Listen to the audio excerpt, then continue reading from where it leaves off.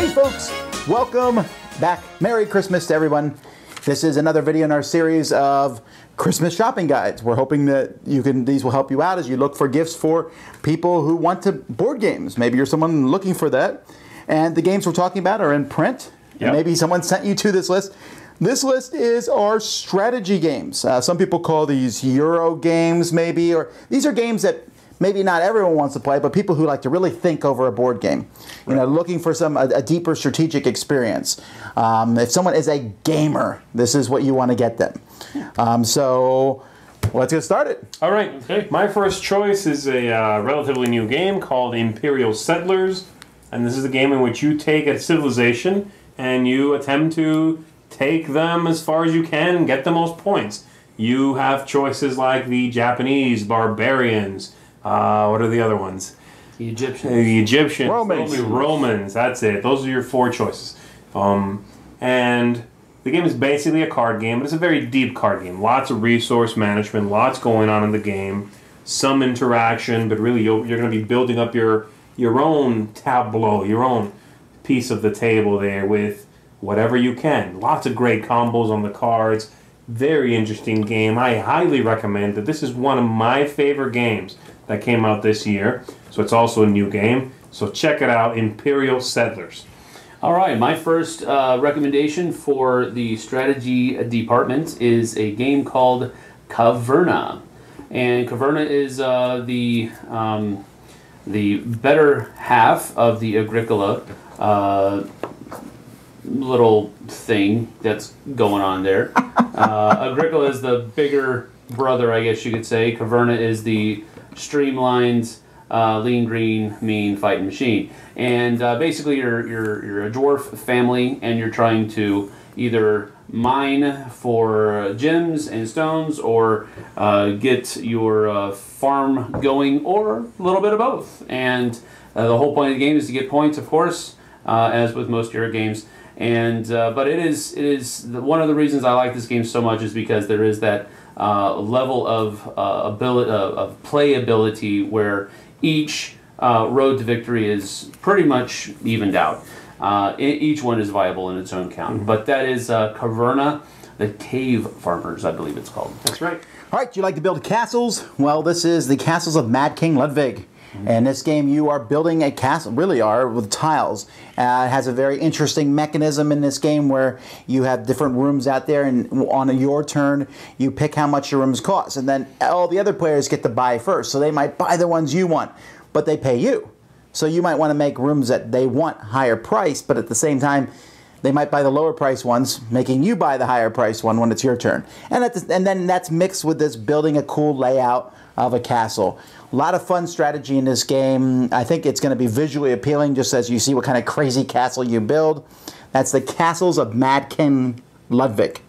Speaking of visually appealing, this next game, Lewis and Clark, is a gorgeous, gorgeous game. But you can see that for yourself. The game itself is obviously about the expedition of Lewis and Clark, the core discovery, and that is, it's basically a race to get to the other shore, in which you are going to be playing cards for actions, you are going to be drafting and buying new cards, you are going to be using the natives to give you extra actions on the board itself. The game feels very interesting, feels unique to me, has a very crunchy sort of inner workings where you have to be really careful not to make a mistake. The game is demanding, but really, really interesting. I love the looks of it, like I said. I love the feel of sort of a slow race, but you have to be careful you're not stuck with too many cards in your hand when you need to reset, that you are efficient. It's basically, that's where it is. You have to be efficient with this game, and whoever gets to the end first is the winner. I really enjoy it, though I do recommend it with fewer players than with more, 2 players, 3 players, because with more I feel it's a little long, but hey, you might be okay with that. Highly recommend Lewis and Clark. Okay. All right, my next recommendation for strategy games is a game called Alien Frontiers. It is known probably as one of the first Kickstarter games that really hit the scene, and it made a big splash. Again, this is another dice rolling game. Basically, the point is to get all of your colonies out on the planet, and the first person to do that wins. How do you do that? Well, it's by rolling dice and using those dice in different parts, different areas of the board to go get energy, to go get ore, to go steal, to be the pirates and go steal stuff from other people. There's a number of different ways you can gather all the resources that you need to get your colonies out on the board. You can each time you land a colony, you get a special ability that will help you further your advancement. So it's a really cool sci-fi themed dice rolling game that has a whole lot of strategy to it and a lot of thinkiness to it. So it is pretty heavy on that aspect. Alien Frontiers. All right. And the next one I have is Battle Merchants. What you're doing in this game is you are someone selling weapons to different races, dwarves and elves and orcs and goblins, and they're all fighting each other. And you sell to all of them because you're an arms dealer. Hey, whatever. And you're trying to sell you're trying to sell better weapons than everybody else. And when the battles are over, you can go pick them up and and sell them again. And it's actually a pretty strong economic game as you're trying to buy. Build, pay money to build the weapons and then sell them for a better price and do that the most efficiently as possible. But there's also like a fantasy theme overlaid on top of it. A very solid game, Battle Merchants. All right, my next choice is a game that's called Concordia, and it's about basically building and trading and that sort of thing in the Mediterranean. The game has a really big map, and it is basically a game in which you are going to be playing. The main mechanism is you are playing cards from your hand, and those actions you trigger do not come back into your hand until you reset that hand of cards.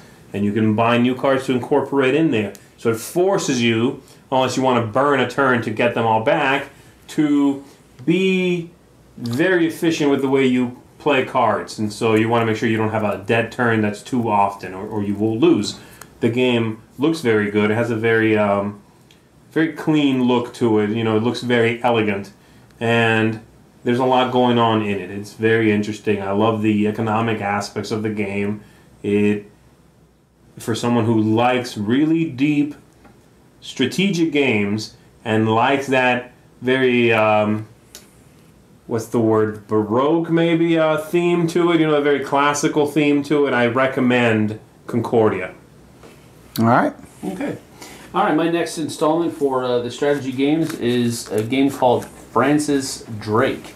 I kind of tend to call Francis Drake a little bit of a hybrid because it's definitely a Euro game that has a lot of Euro elements to it, but you also do attack each other and do a little bit of fighting as well. So it's a little bit of a hybrid game that's in there, but it is mainly a Euro game where you're trying to maybe the first half of each turn or round, you're sending your crew out to go get supplies for the trip that's about to take place, and then the second half of the round is where you're actually sailing out and fighting each other and trying to take over different parts of the lands or the areas that are there.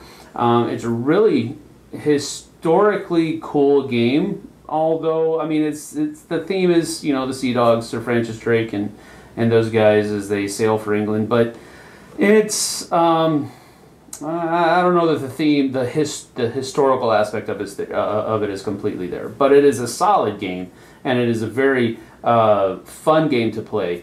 It is pretty heavy as far as game weight is concerned, so this is probably more of your gamer type game than something you'd be able to pull out with Aunt Betty. So that's Francis Drake. Sorry, Aunt Betty. All right, well, I got a gamer game then. That's Viticulture. Viticulture is a game about building a vineyard and selling the wines that you make from that vineyard. And it's a worker placement game where you put different people on the board, build different buildings that will help you do this, and then harvest the grapes and change those grapes into wine and sell them. And it's kind of this, you put some workers out in the spring and some people go out in the winter, and you have to figure out the best time to put them out.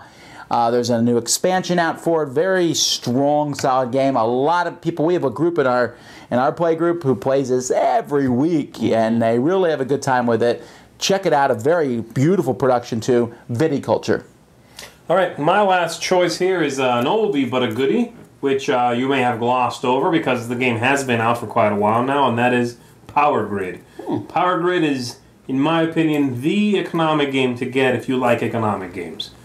There has just been a new edition of the game that's been released, though I'm not sure if that will be as readily available as the previous one. But either way, both excellent, both the same game basically. And in the game you are you're buying power plants and buying fuel for those power plants depending on what they use to generate energy, and generating energy and lighting up your power grid, building the houses, and whoever can power up 16 cities basically first is the winner. That's it.